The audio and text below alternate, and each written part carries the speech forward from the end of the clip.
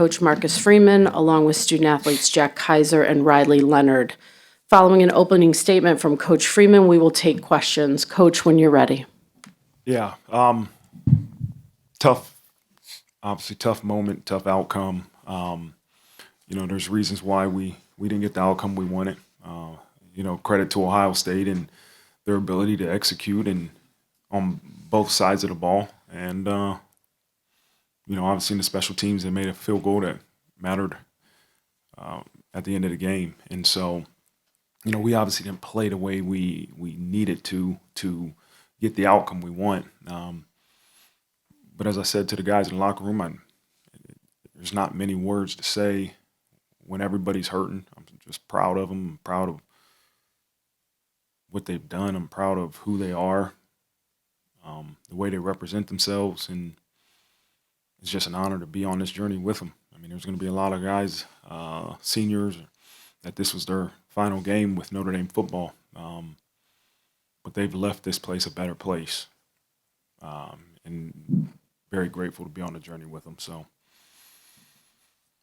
Again, Jack, come on up and join us. We'll go ahead and start our questions. Please let us get you a mic, and we'll take as many as we can. We're going to start right over here in the third row, slightly off to our left. Coach, to your left, their ability to slow the Riley Leonard-led running game after that first drive, were there adjustments they made? Was there something you guys could do to counter that? No, we couldn't run Riley every play. It's not right for Riley, and it's not going to sustain the success we needed offensively. And, we ran him a whole bunch that first series. And you look at the second series, we had 2 penalties, which ended up forcing us to punt. And in the third series, we had the miscommunication with the muff snapped, and that's the end of the half. And so I think more than anything, it was 2 series after the first one. We didn't execute, and we had some self-inflicted wound that we have to clean up. Second half, we drove the ball. I thought we did a good job, with some tough situations. But we can't run Riley every single play, and that's not what the formula for success is.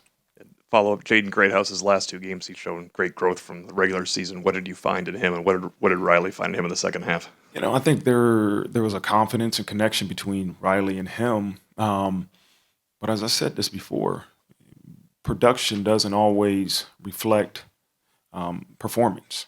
It doesn't. Production is something that is a result of doing your job and the quarterback making a decision to throw you the ball and the offensive play that calls for it. But JG has been playing great all season long. Now just he's having some production to go along with how he's been playing. We're going to check our next question from over here by me in the first row on the far left. Marcus, you have an opportunity at the end in third down to maybe get the ball back and try to go score. What was the look there? I know you guys brought some pressure, and obviously it was a difficult assignment there for Christian to cover Jeremiah. What did you see there? Yeah, it was do or die. It was that type of down. If they run it, and they get a first down, we got to get them stopped. And we thought at that moment the best way to get them stopped is to run zero pressure. And you know what? Like, we have to have faith at some point that we can make a play. And there was times in the second half that we did in man coverage, but he's a heck of a player. He's difficult to cover. You want to play zone, and they'll find ways to pick you apart. You want to play man, they find ways to get him the ball. And so it's a talented offense. But that's that situation right there. Fourth row here on our left. Tyler Horka, Blue and Gold Illustrated, right here, Marcus. On 4th and goal, how tough was the decision to maybe go for it there or kick the field goal, and what was the thought process? Yeah, I think it was 4th and 9 or 10, and I just thought, instead of being down 16, let's try to go down 13. And I know it's still a 2-score game, but you have a better probability of getting 14 points than you do 16 points. And so if it was a shorter fourth and goal situation, I probably would have gone for it, but I just felt 4th and 9 was not a great chance for us to make that. And, I decided to kick it, and we didn't make it. On the aisle right here. Heather Dinich with ESPN. For Marcus and Riley, What did you both learn about the program this season, both looking back from where you came to get here and also looking forward about what you might be in position to do? Riley, go ahead. Before I answer your question, I want to thank my Lord and Savior, Jesus Christ, for giving me the opportunity to play in this game. I wrote on my hand Proverbs 27:17. As iron sharpens irons, so should one man sharpen another. And I think, like I said throughout the week, us and Ohio State were the two teams who praised Jesus Christ the most, and I think that we strengthened each other in our in our faiths through coming to this game and competing against each other. So I'm happy to see godly men come out on top, no matter what the circumstances. I'm very, happy to praise Jesus in the lowest of lows as well. I think as far as this program goes, we've learned a lot. We've been through ups and downs. I've been through ups and downs. I don't even recognize the person I was before I got to Notre Dame. And it's all credit to these guys beside me and everybody else in the locker room. Coach Freeman. Yeah, I'm tremendously grateful for what Riley and these guys have done for our program. And, week 2, it was a rough outlook, right? You go from the highest of highs to lowest of lows. And, the reality is we all had a little bit of doubt, but we all chose to work and we all chose to trust each other and choose to love each other and be selfless and put the team in front of ourselves. And they did it every week and every week. And you still had to trust beyond knowing if your work was going to get you the result that you wanted. And they continue to do it. And they put this program in a position to play for a national championship. And we didn't get it done. And it hurts. And my job is to figure out why, and I will. But I told these guys they've left this program better. I don't care if you're here for 1 year or you've been here for 6 years. Our program is in a better place because of the examples these two have set and many other leaders in that locker room. So the outlook of Notre Dame football is extremely high. As long as the people in that locker room that come back understand what it takes, the work these guys have put in, there's a lot of success in our future. Gonna move over here to the second row on the left. Tyler James, Insanity Sports for Riley. There was a report that you were puking after the first drive. What were you feeling after that first drive? Was that just exhaustion, or have you been sick? No, I just landed on the ball. Funny a couple of times. Wasn't feeling sick. Felt fine. Just landed on the ball. Felt a little awkward. No problem at all for me. We're gonna come right over here, third row in the middle. Pete Sampson with the Athletic. Jack, I've asked you 70 games at Notre Dame. Could you speak to how you feel like you're leaving the program better than how you found it, and just sort of what this place has meant to you over the 6 seasons? I think when you look at the 6 years I've been here, what I remember is the people. From when I was a small, underclassman, just trying to learn the ways, looking at a Drew White, a Bo Bauer, to being a guy, run with my boys and JD and Marist, and then this year coming back and feeling like I had a chip on my shoulder and getting to meet, amazing guys like Riley coming in and just kind of go on the journey we went on. And to have Coach Freeman, yeah, it's about the people. It's the people that's made this place different, and it just shows where this program's heading. The people in this building are the best, absolute best. Right in the middle on the left. Jay Busby, Yahoo Sports. Riley, in addition to falling on the ball that first drive, could you take us through it from your perspective, from starting out to getting into the end zone?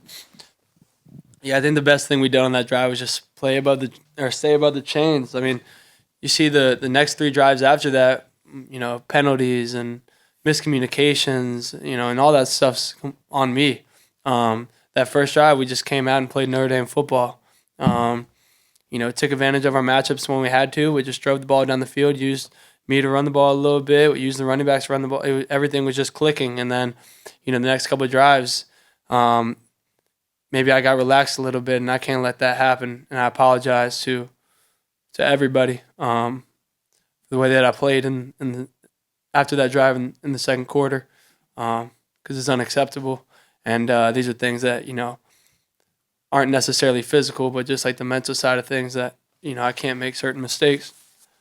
But I just got to live with that and respond. And that's kind of what, the message was at halftime. Like, you got nothing else to lose. It's the last game no matter what. Might as well go out there and, sling the rock and trust your guys.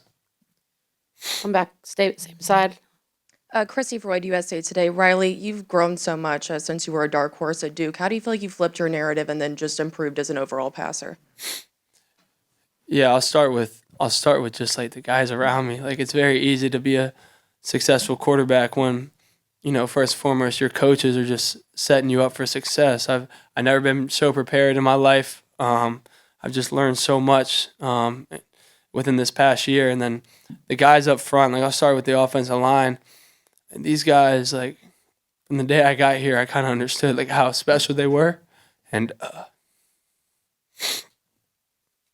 the O-line, and then the wideouts as well. Like, every single one of those guys, you look at our offense, and a lot of people want to describe us as a rushing offense, and I'm, probably labeled as a rushing quarterback sometimes, but these guys don't budge. They do their job. They smile. They're all about team glory, and when their time comes, they always make plays for me. In the backfield with Jay Love and all those guys. I mean, how could I not become a better player on the field? And then off the field, I mean, you could walk into that locker room, and every single one of those people, you're going to leave impressed by if you just had a simple conversation with them. I mean, the character of this place is kind of hard to describe, and I think I've grown so much just because of the people around me. We have time for two more. Take our first one over here from Pete. Marcus, I was curious, from the end of the first touchdown drive to maybe the strip of Ibuka, like, do you feel like you guys got out of character in any way? I don't know if that's how you would phrase it, or is it something Ohio State did to just sort of, put you on your heels or make you play outside your comfort zone? Yeah, I mean, there was some things on both sides of the ball that we don't normally do, and some communication mistakes, self-inflicted wounds that we haven't been doing past few weeks. You're always making mistakes, but those type of detrimental mistakes when you play a really, really good football team cost you points. And I think that's probably the biggest thing that has stuck out to me, even, in between series, the communication. Hey, we're good, we got it. Well, we can't make mistakes. And so it falls on my shoulders. And, as the head coach, we have to prepare and be better prepared for this moment. These guys gave everything they got. And you sit up here and you listen to these two guys speak, and the passion they have for Notre Dame and each other in that locker room. I mean, I'm just sitting here listening like, this is one of the greatest gifts in life, is to be able to be the leader of this program, because you have great young people like this that share the blame when you have, to share the success when you win, and own the blame when you lose. But I'm better because of them. But we just have to be better. I got to make sure we prepare better for this next opportunity that we have in the future. Last question right over here to our right. Charles Odom with the Associated Press. Riley, one more about that opening drive, if I could. I think you just referenced you ran the ball a little bit, but you had 9 carries on that drive, and that's half of your top total for a full game this season. Did that take something out of you, or did a long drive by Ohio State give you a chance to recoup and recover? Yeah, I mean, Coach Free's always about reload and, worry about the next play. So I didn't even know it was 9. If you asked me, I probably would have said it was like 3 or 4. Like, if Coach wants to call my number and have me run the ball every single play, I got no problem with it. Like, you see me kind of put my body on the line for this team over and over again. So, like, whether I'm running the ball, passing the ball, it doesn't matter. I'm going to do everything I can to help the team win. And, hit a little lull there in the first half. But like I said, I got to live with it. That concludes the press conference with Notre Dame. Thanks to each of you. From Coach, we will take questions when you're ready. Yeah, I was looking down at this. Yeah, I just can't say enough about our guys and what they've overcome to get to this point, and they now have something to show for it. And I thought Notre Dame had a great season, and I think Marcus does a great job, and they have a very, very good team, and had a really good game plan. That first drive went right down the field, and I thought we responded in a big way.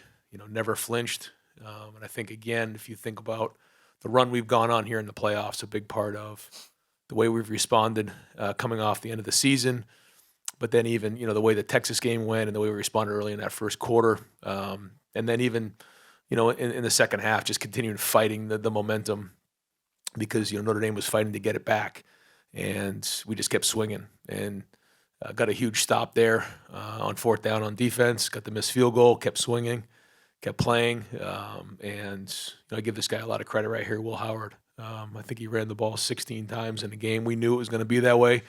It was the last game we had, so we were going to let out all the bullets, and he really put the team on his back and obviously delivered a huge third down conversion, which sealed the game. But we just felt like in this game, the number one goal was to win.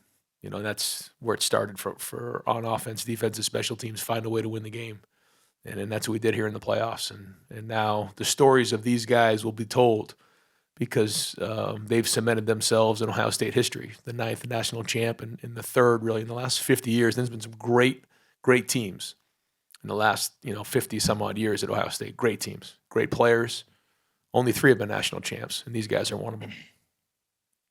We'll go ahead and start questions. We're going to start over here on our left. This one's for Will. Coach Day talked about your rushing performance, but you're 13 of your first 13 in the game. Could you just talk about the rhythm of those first 13 throws and your rhythm throughout the game, including that big one at the end to seal the deal to Smith? Yeah, I mean, coming into this season, I think something that Coach Day and Coach Kelly and Billy really emphasized to me was completions. Get completions, take completions. There was a couple times early where maybe I had to check it down or maybe it wasn't, perfectly how it's drawn up, but you want to, just keep the ball moving, and stay on schedule. And it may not always be pretty. You may have to go pick it up with your legs. But I got to give all the credit to my guys, my O-line giving me time and those guys, the receivers. I mean, we got the best receiver room in the country and it's not even close. And the running backs did a hell of a job, man. And everybody, really stepped up when they needed it. Okay, we're going to come over here to our left on the aisle. Ryan, you've talked all year about the idea, over here. You talked all year about this idea of leaving no doubt. And obviously the last 4 years haven't always been pretty for you. As you're realizing in real time that you're about to win a national championship and join some of the legends at Ohio State, what's going through your head as you kind of look back on the journey to get here? That, God made it hard for a reason. And, you just never know what's in your path along the way. But this game can give you the highest of highs and the lowest of lows. It can take you to your knees some days as a player and as a coach. And I've been there before. And, for all those coaches or people who, are, on a journey to what they're looking to accomplish, if you're trying to achieve greatness, you're trying to become national champs in the most competitive environment there is in the entire world. I mean, there's nothing more competitive than college football, in my opinion. And it's going to be hard. And there's going to be things you'll learn along the way. But if you surround yourself with great people, you're resilient, and you believe in the guys around you, and you just keep fighting and keep putting one foot in front of the other, and you give yourself another chance. And that's really what it was. And you think, back we were in the stadium last time, and, I couldn't quite come to grips for a while with, why we just didn't quite finish that game against Georgia. But I understand now. It all makes sense. And here we are, and I couldn't feel better. Come over here to our right. Chrissy Freud, USA Today. Will, you play lights out down the stretch. How do you stay mentally steady as a quarterback through that? That's so important to the position. And then, Ryan, what have you seen from Will and his development at Ohio State since he came over from Kansas State? Speaking to that, I feel like, it can be a lot. The lights are bright. it's a spectacle, and the TV timeouts are like 4 minutes long, and it feels like everything's kind of a show a little bit. But you have to block all that out. And we talked about that all week. Eliminate all the distractions. Don't listen to any of the outside noise. Just finish the job. And when you get into big games like this, whoever is able to have the poise and the noise and be able to overcome adversity, because it wasn't always pretty today. It wasn't always perfect, and it's never going to be. But I think we, the team that we have and the leadership that we have with Coach Day, I mean, with just the resilience that this team has shown all year, I mean, it's just unbelievable. Yeah, and it started with me when I first met Will. I just saw something in him, a football IQ, intelligence. I saw him play, on film at Kansas State and win championships and win big games and be able to make an impact with his feet, but also, throw with accuracy and anticipate throws. And those are things that, are hard to find. And then you see a guy, you meet him, and is just football IQ and maturity is what kind of captured me. And, I had a feeling that we would be in a situation like this where we needed his feet to go win a game, and it's exactly what happened in this game. But what I didn't know was how special his leadership is and his resilience and his positive mindset. It's something I learned a lot about. I learned from these guys all the time. I've learned a lot from Cody Simon since he's been here, and I've learned a lot from this guy in 1 year. I've told stories about some different times in practice when he has such a positive mindset around the players. And we decided to go in the huddle this year for the first time since I've been at Ohio State, because we knew the season was going to be long and we wanted to be fresh. And I felt like we were fresh in the playoffs, and I think that had a big part to do with it. But what we didn't understand along the way was the impact that he was going to have, and the offensive line was going to come together, and the offense was going to come together because there's 11 guys in a huddle breaking the huddle together. Like even in walkthroughs, when we break the huddle together, it was just a crispness to it that they were together on that I think made the difference to these guys on offense. But I also just want to make sure that we recognize how hard the defense played in this game and how great they've been throughout the season. And this guy's one of the great leaders that I've been around, Cody Simon. And I think Jim Knowles and our defensive staff deserve a tremendous amount of credit, not only for the game plan that they put together, but also just throughout the season, just how they've taught technique, how they built confidence in our defense, because they've been lights out through the entire playoffs. Stay over here on our right-hand side. Bill Rabinowitz, Columbus Dispatch. For Ryan, but also the players, ever since Denzel Burke said in March, natty or bust, and you guys embraced that. The pressure on you guys has been immense, especially after the Michigan loss. How did you handle that, get through it? Did that galvanize you? And Ryan, what does it mean to win a national championship? And if I could ask you, why did you make the play call, the call for Jeremiah on the last one? You guys can talk about, what it's been like this season. And go ahead, you guys can hit that, and I'll follow up. Yeah, no, when we went into the season, we knew that we had a lot of chips in the pot, and we had the expectations were really high. But I think the biggest thing that came down to this season was just the every day, just stacking each day one on top of the other. I think you guys heard about like the foundation and how we're building bricks every single practice. I think that was probably one of the biggest things that really brought together this team to get to this level, because you go through camp and you go through the season, and each day it kind of molds together, but you can look back and you see the foundation you've been building. And I mean, we knew that the end goal was to win this game, and we knew that our foundation was meant to survive for this game. And so I just appreciate that all the guys were up for the challenge, and then we all stuck together, because there was times where we could have really frayed apart. And but I'm so proud of all the guys on the team.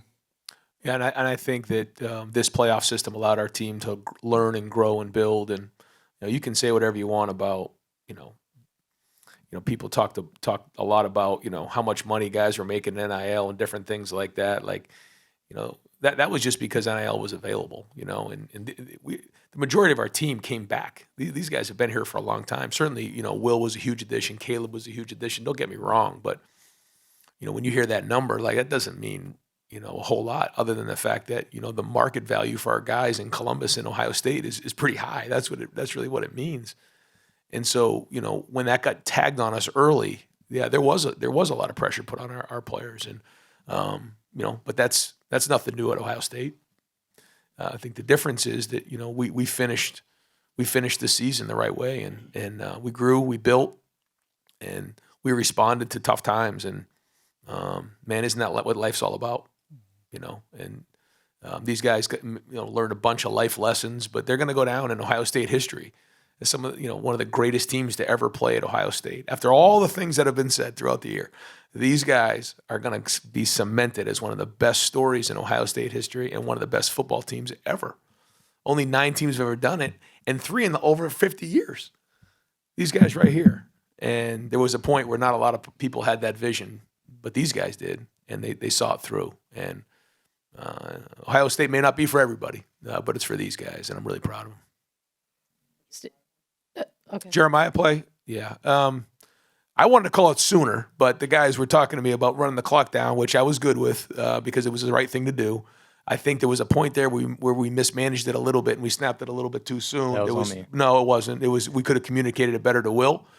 We should have snapped that at like 2 seconds, but we did not communicate that well to Will coming out of the huddle. So that's on us. That's on the coaches. So I was upset about that. But I thought overall the game was called tremendously. I thought the game plan was excellent. I thought the guys handled it really well. But we felt like we had an advantage with Jeremiah on that shot. And, we talked about it all week. We really hadn't thrown one all game. And it was like, you know what, game on the line, let's go. Let's just be aggressive. And I just thought to myself, you only get one national championship. You only get one opportunity, a year to do this. Let's just lay it on the line and put it out there and be aggressive. And that's what we did. And I walked into the defensive guys and I talked to the offensive guys that we were going to continue to be aggressive throughout the game. And I told the team that leading up to the game, and I had to make sure I followed through with that. But ultimately, we got to make the plays. The protection was excellent by the offensive line, and then the throw and catch by Jeremiah and Will was special. And again, a huge play in Ohio State history. Come over here. Ryan, you guys are the first team ever to go through a system like this, win 4 games at the FBS level to win a national championship. Having gone through it now, can you describe how that similar or different to how you had it like 2 years ago, making the semifinals? And in some ways, did it give you guys a chance to hit reset and figure out some things about your team that maybe you hadn't during the regular season? Yeah, but I wouldn't say that it was a reset. Like, it wasn't like, at the end of the year, we were broken. It wasn't that way. We had an awful day. I don't know how else to describe it. We had an awful day, and we just said that we could never do that again. And I think it's the job of the head coach to take the responsibility when something goes bad like that. But then on days like this,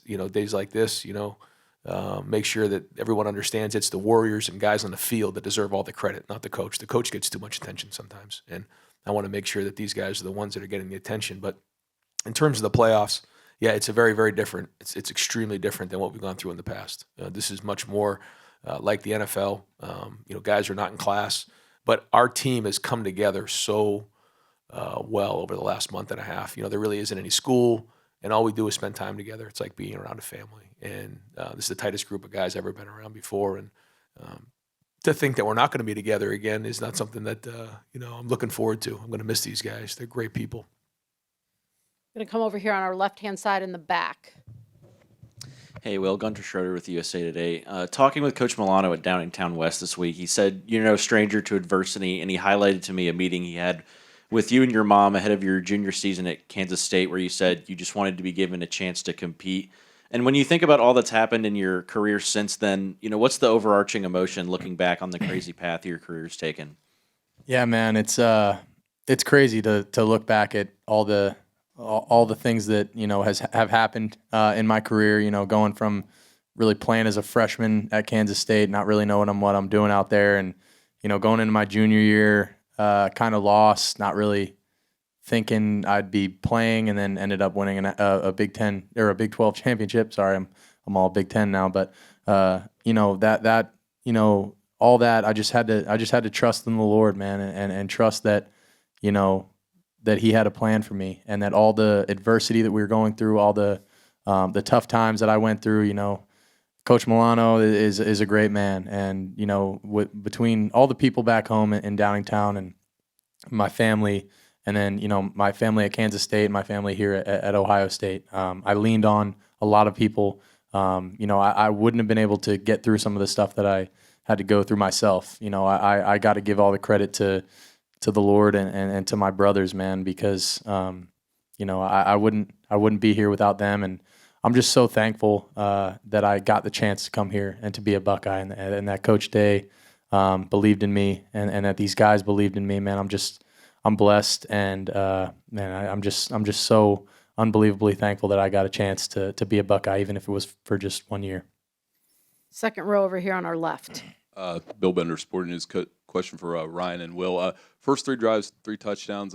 Excellent play design on that first touchdown pass to Jeremiah. I mean, with Chip Kelly, there was a lot written about him and the hire. What had you guys clicking, and what does it mean to win a national championship given his career and how long he's been at it?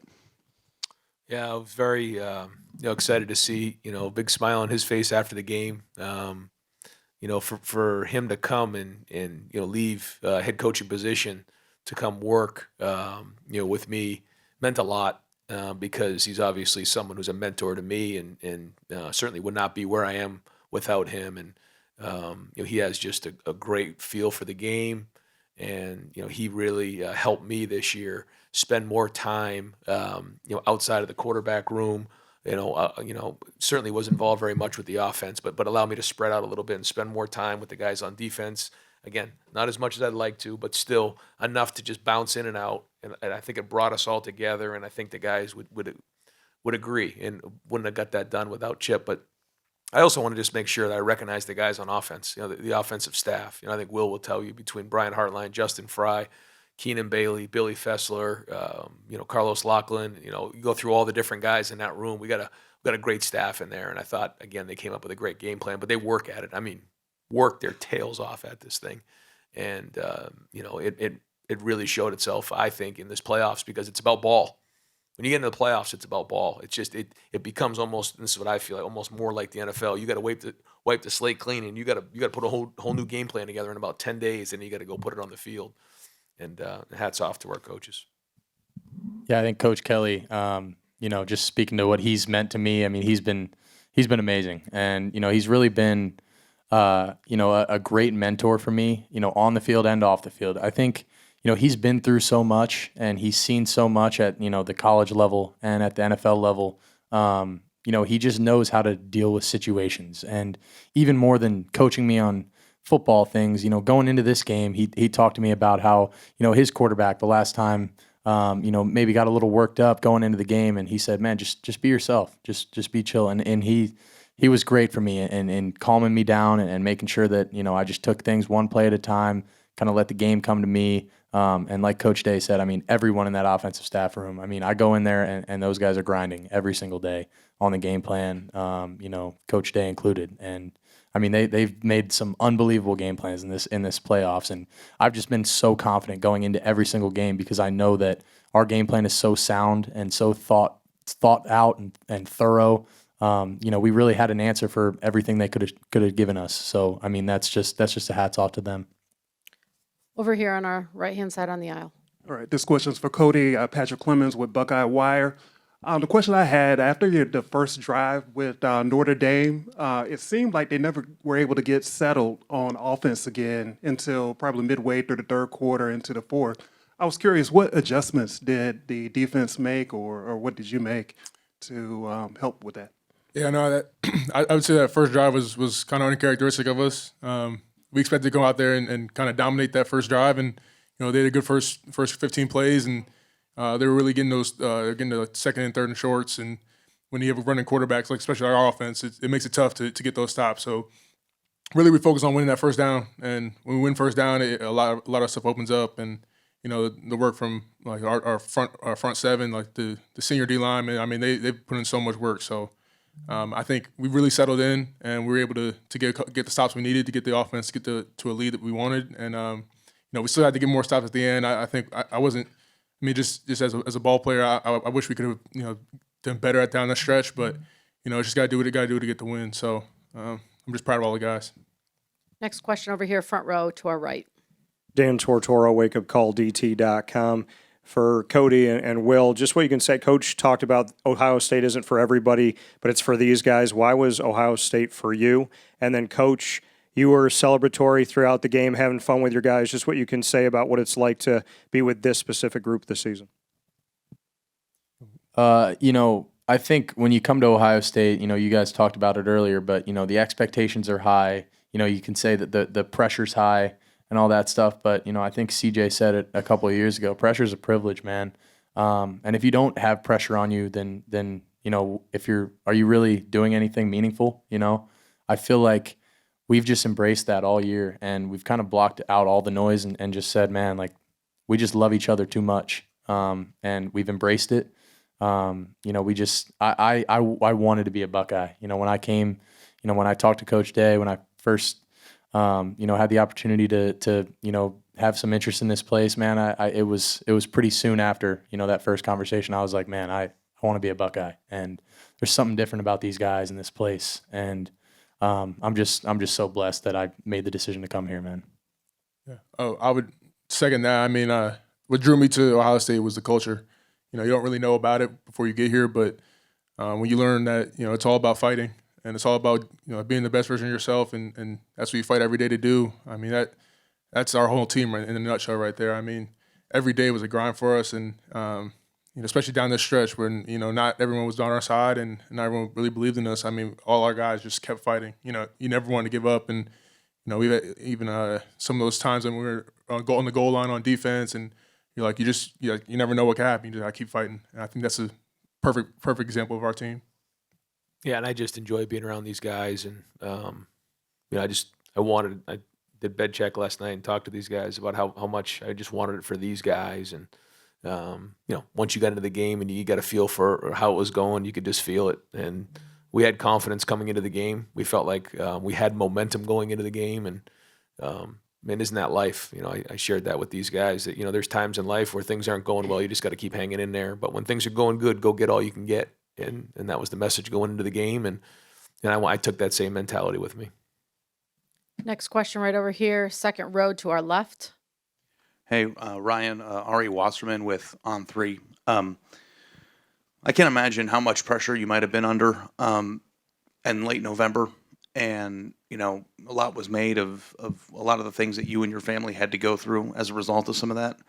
But I was wondering if it's occurred to you as the coach now, having won the national title, that you are probably going to be standing on the field in Ohio Stadium in 30 years, and you're going to have 105,000 people cheering for you. And, you're just a person that now is indoctrinated into Ohio State history. And I know it just happened, but it's been kind of a crazy 6 weeks in your personal arc, and I'm wondering if that has landed for you and what that means to you. Well, I feel like, from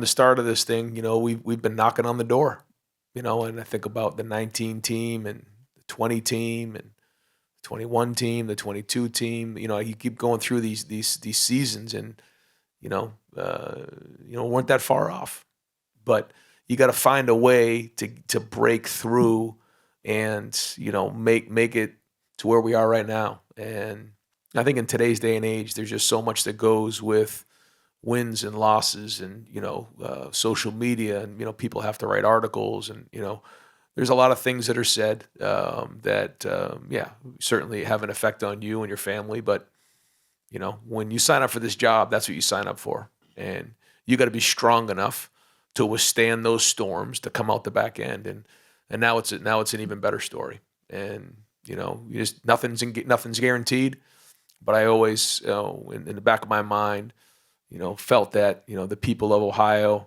and all of Buckeye Nation, after going through difficult times and seeing a team and a bunch of coaches go through difficult times to achieve their goal, it would mean even more. And I hope they're all proud of what we've done. Last question here on our left-hand side. Ross Dillinger, Yahoo. Will, you mentioned you gone through some tough times, and you had to lean on the Ohio State family, Kansas State family, Downington people back home. Can you take us through maybe the hardest times that you've gone through? Yeah, man, it there's been a lot. It's Downingtown, by the way. Sorry, I don't mean to, a lot of people back at home get pissed about that, but the W isn't silent. But anyway, man, my freshman year at K-State was tough. I'm not gonna lie, that was one of the tougher years because it was COVID. I'm living alone. I'm starting as I think I ended the season with like 8 touchdowns and like 11 picks. Like I played bad. I was playing bad football, and I didn't feel like myself. And then really my junior year, They recruited Adrian Martinez to be the starting quarterback. And, I felt like that was kind of my time to step in and be the guy. And going into that year, I think it was week 2 of the season. I didn't play until week 6. And I think week 2 of that season, I lost my grandmother. And that was one of the tougher times of my life. We were, really, really tight. But again, I had to lean on my faith and my family, people around me. And hasn't been easy here either, man. We've gone through some hard times. That Oregon loss, that team up north loss, they were tough. And we had to lean on each other. And I'm just so thankful that, I have a group of guys in this locker room and group of coaches and my family that, I can lean on and, they can get me through all those tough times. And, here we are, man. It's kind of surreal to feel like, personally and as a team, all the things that we've been through this year, to come out on top feels pretty damn good. Congratulations to all of you. And this concludes tonight's press conference.